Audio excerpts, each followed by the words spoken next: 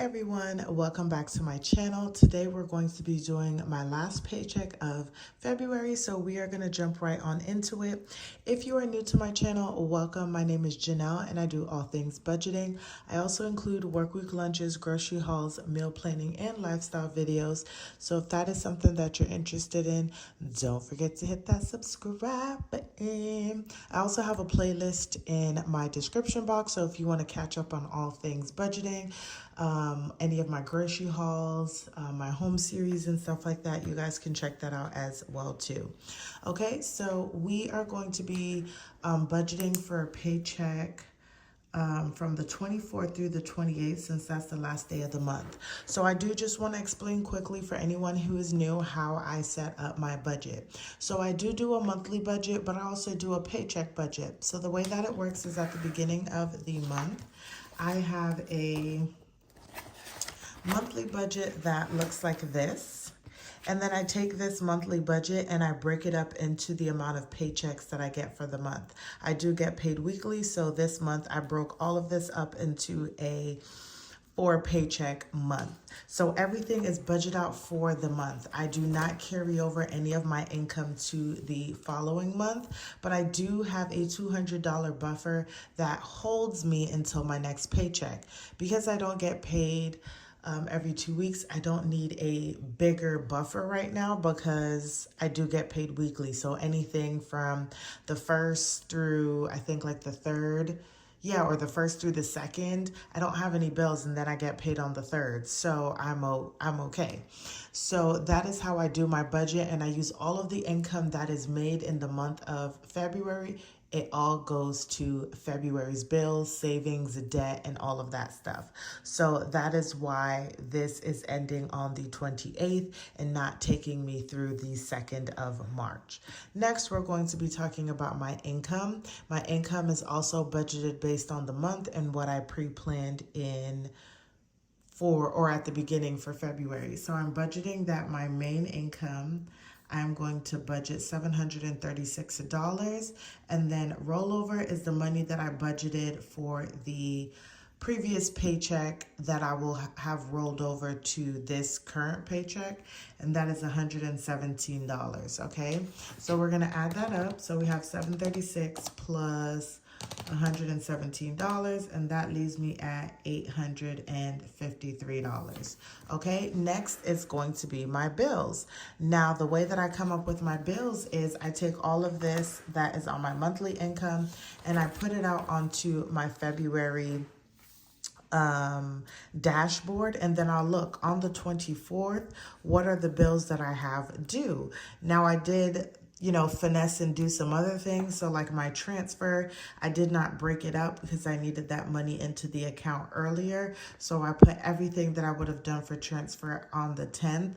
So I don't have a transfer to pay for. And then my Wells loan has already been paid for the month. So those were the only 2 bills that I needed to worry about. So I don't actually have any bills budgeted to pay for this paycheck. So we have a bill total of 0 and we have $853 to roll over. Now we're gonna go over to my cashless cash envelopes. I do a cashless system, you guys, so I don't keep cash. I have several different bank accounts that I use to house our savings and other different monies. So for my sinking funds, not my sinking funds, for my cashless cash envelopes, I used to stuff them on a weekly basis. What I realized that it was just making me very overwhelmed, and 2, because of inflation, like I was over budgeting and then trying to compensate and pay it back, and then it was taking away from bills and other different things that I needed to do. So I decided for the month of February and going forward that what I will do is I already use my Capital One Quick Silver card or whatever card I decide to use when I'm shopping, but mostly the Capital One Quick Silver card, that I will go ahead and give my money, whatever I budgeted for the month, give myself that money up front, go ahead and use it to buy and get gas and all the things that I need. And then at the end of the month, I will make sure that that money is allocated. If I spent more, then I spent more. But if I spent under, I will take out all of that money, put it into my Capital One checking account, pay back the credit card, whatever accounts had or money that I used left in, then that money will stay in that account and roll over for the next month to go towards whatever I may need. So stay tuned, you guys, for my monthly budget closeout so you can see exactly what I mean by that. So because of all of this, here we go. Here for my Cash is Cash envelopes, my categories are groceries, which I budgeted at $400 for the month. For gas, I budgeted $140 for the month. For household, I budgeted $20. For personal, what I budgeted is $80, although I do have a carryover from the previous month. This is just what I budgeted in my actual paycheck. And then spending, I budgeted $20. And then for overage, I did not budget anything for it. Now, this does help me see, as I'm doing this each month, do I need to raise anything or readjust stuff? And I think for March, I am going to, because if you've been watching my weekly check-ins, y'all know.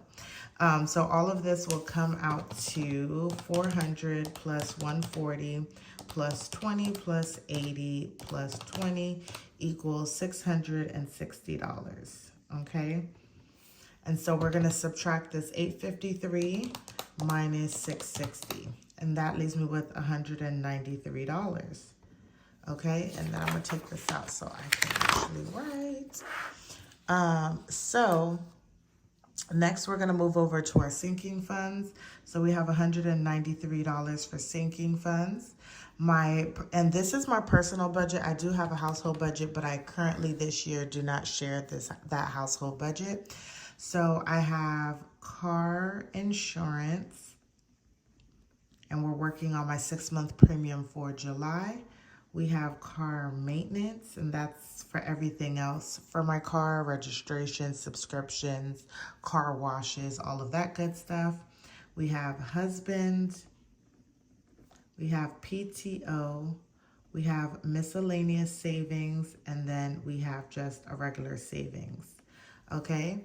And so I am going to be budgeting $20 to go into these categories. So we're going to take that 193 minus 20, and that leaves us with $173, okay? Next is we're going to go down to our extra debt. I am currently back in full swing of paying down debt, and the debt that I'm going to be working on is my Wells loan. So I'm just going to put W loan, and this is the debt snowball. And I'm putting $140 towards, or at least what I'm budgeting is $140 towards extra debt payment. So we're going to do 173 minus 140, and that leaves us with $33. And then we're going to roll that down to extra savings. And I am still slowly but surely savings. So we have my savings challenges, and that's where that extra money goes to. And I'm budgeting $33.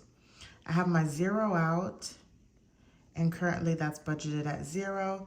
And then I have Acorns, which is like an investment subscription type thing, where whenever I use my Capital One Quicksilver card, it rounds up that change. Once it gets over $5, it takes it out of my checking account to cover those like fees and stuff. I mean, not fees. Takes that money out of my checking account to reinvest.